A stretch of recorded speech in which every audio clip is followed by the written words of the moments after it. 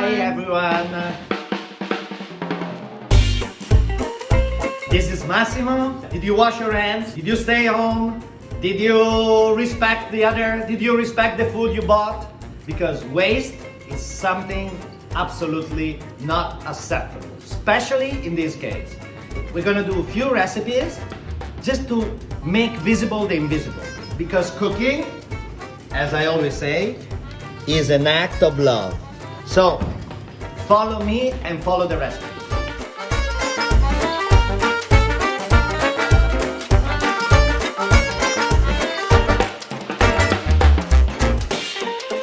Respect the food is like respect the others. Stay home. It's very important to stay home because it's a sense of respect also for the others. Thanks, Rudy, for the technology. Without technology, we couldn't do everything we have done.